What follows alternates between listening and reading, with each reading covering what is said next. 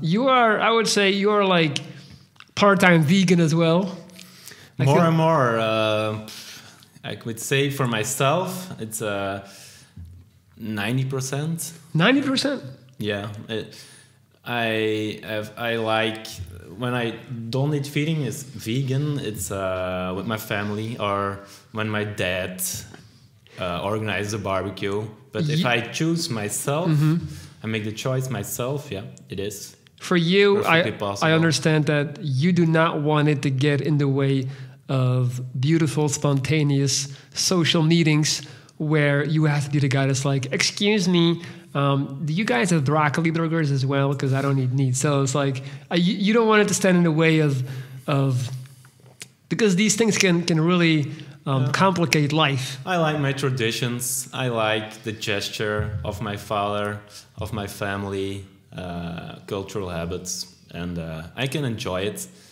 And you have different angles of looking at this theme, and you have like an ethical angle. You have just a health angle. My main view is the health angle, and if you have a mainly vegetarian built microbiome, so bacteria in your gut that feed on the fibers that are in vegetables, then from a health perspective, the processing of meat is different, and there are particles that aren't produced that create gentle inflammation in your gut, really.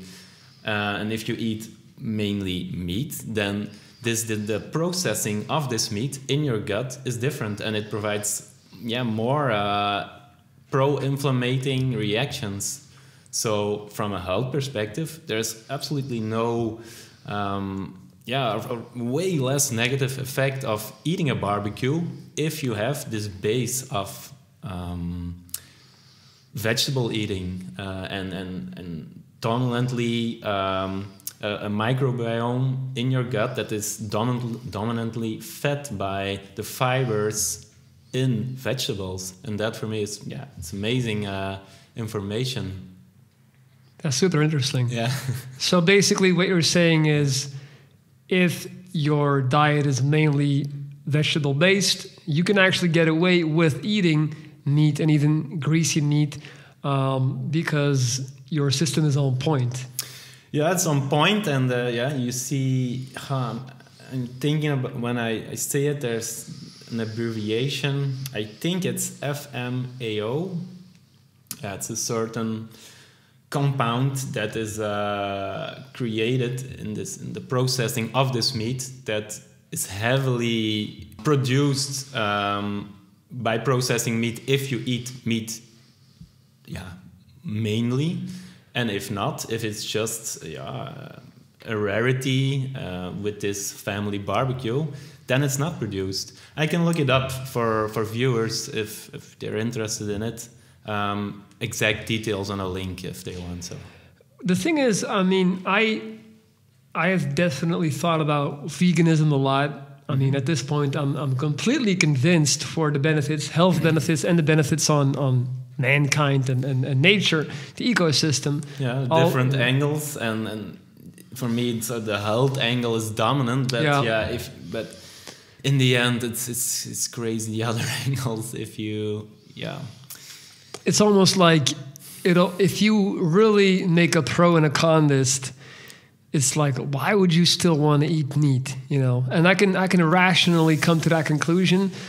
It's just so ingrained in our culture and our upbringing, specifically, you know, as it pertains to me, with trying to build muscle all the time and perform at a high athletic level. This is what we've been told. Like, it's just hard to get the same type of protein intake. Of course, you can. Then there's discussions about that there's difference in the types of protein. I would never go full vegan, but I definitely want to go to a diet where I eat about 50% less meat, and I would have like at least 3 vegan days a week. Yeah, that'd be great. Yeah. The planet the society thanks you. Everything, for that. yeah, for sure. There are a few environmental aspects there. It's crazy. All these cows farting. Yeah, the methane that they produce, and also the land is heavily forced to grow crops, and it pollutes rivers, and it creates dead zones in the Gulf of Mexico for American viewers. So dead zones in a way that there's nitrate flowing in, phosphate flowing in. It goes into the streams, and it creates such a burst in algae and plant growth that there is no life possible anymore. It's becoming such an undeniable thing, because what I'm noticing is that basically all of the highly intelligent people in my circle, they're all starting to lean towards veganism. Like just like a week ago, I had Lucas de Capra on here, who's clearly a very highly intelligent man, and these people are not going vegan out of ideology. They're just going vegan out of sheer rationality. And that's what's kind of like, I feel like it's getting to a point where it's almost like, it's just, if you want to do the thing that makes sense for your own body and for the world, like there's not that many arguments that you can still, that's why I used to try to defend not being vegan, but I switched to just like admitting that veganism is the way, and admitting that I'm just, for whatever reason, not ready for it yet. And I think that's also important. I think people need to take that step when they're ready. Don't do it because somebody else is making you do it or trying to make you do it. Don't do it for somebody else, because if you're never gonna succeed if it's not your choice. And I'm just waiting on that. You need to have a strong internal motivation. And yes, for terminology, you have vegan, but it's a loaded term. So there's a strong movement in America, and they prefer whole food, plant-based. So have a plant-based diet and prepare it with whole foods. So cook with all the plants you want, but cook with it. And I think this is a very good description of, and a better description, and it provides it, and it gives more. Let